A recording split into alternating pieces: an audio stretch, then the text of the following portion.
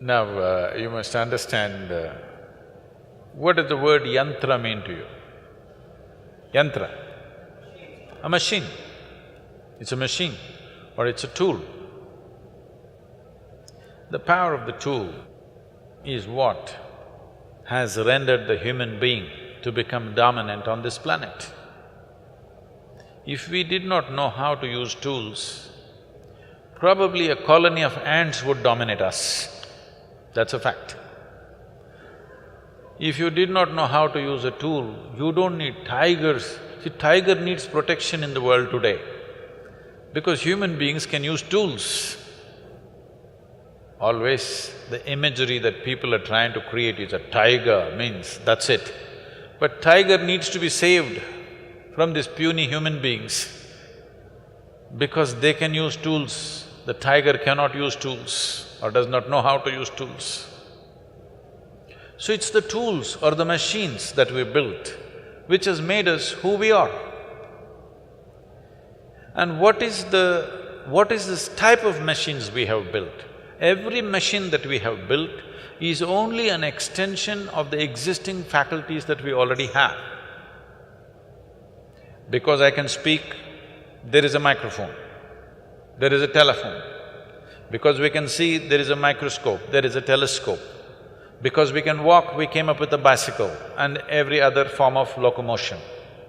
Suppose we were made like trees, rooted in one place, would we make bicycles, I'm asking? Everything that we have done, every tool, every machine that we have created is only an extension of what we already can do. What you cannot see from here, you use a telescope and you're able to see something far away.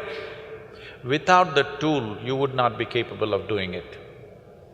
When I refer to Devi that you're talking about or Dhyanalinga as a tool, people, Devi Bhaktas will say, Sadhguru, don't say that. Devi is more than our mother. You can't say it's a tool. I said, okay, you have such a problem, you come to the ashram, 3 days you stay here, I will give you plumbing job. No spanners, no winches, no tools. You use your hands, your teeth, whatever you want. In 3 days' time, you would have lost half your fingers and teeth. After 3 days you come to me, I'll give you one spanner. Will you worship the spanner or not? This is the power of the tool. So you need to understand this. This is a godless country. But we have 33 million gods and goddesses because we know the technology of God-making. Yes. We started creating energy forms that they will function in a specific manner. And we can create energy forms which can recognize you as a person.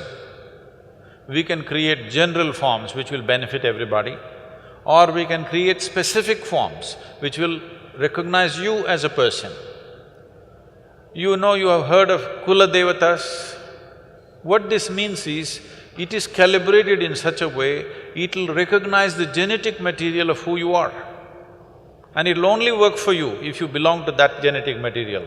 If you're somebody else, it'll not work for you. We've gotten all mixed up and we don't understand this anymore properly, nor is it done properly, that's a different matter. But fundamentally, we can create this. Oh, this looks like real mumbo-jumbo. Well, there are any number of things that have happened in this country, but unless it gets a recognition from the West, it cannot be true, okay? You heard of Ramanujam. Ramanujam wrote mathematical theorems a little over 100 years ago. Nobody could decipher what they are. In 2010, they found out some of the theorems that he wrote are actually describing the black holes. When he wrote this in 1910 or 1908, when he wrote this theorem, there was no concept of black hole in the scientific community, but he made a theorem for the black hole. So people asked him, he just sat down on his bed, even on his deathbed, he sat down and simply poured out mathematics. People asked, where is this coming from? He said, my Devi. All I do is appeal to my Devi and it just pours out for me. What these deities are, if they are properly consecrated, if the necessary science has gone into it, is they are windows to the existence. You can open up a certain window and access the cosmos in different dimensions. So for different aspects of life, we created different type of tools or machines. So in India, all deities are also referred to as yantras. But then the bhakti movement came. When the bhakti movement came, a bhakta or a devotee does not care for science. His emotion is everything. So anybody who would find a stone and a chisel, they started making their own things without the necessary science behind it. So the entire thing got skewed very badly because of the bhakti movement, because that's a different kind of movement. Otherwise then, this entire process is a very profound science. It's not just you, there are thousands of people, those who have these avigna yantras in their homes and offices. If you listen to their stories, you won't believe things that are happening to them, because this is a powerful tool, you just have to learn to use it. If you learn to use it, it functions phenomenally well. The best thing that you can do is you transform this itself like that, but this will need some work. If you're willing to work, we can consecrate you. I can make you like a living, walking temple if you want. The easiest thing to consecrate is a living human being. But the problem with the human beings is every 2 minutes they will take a U-turn. So we are choosing stones and other material who are more reliable than you.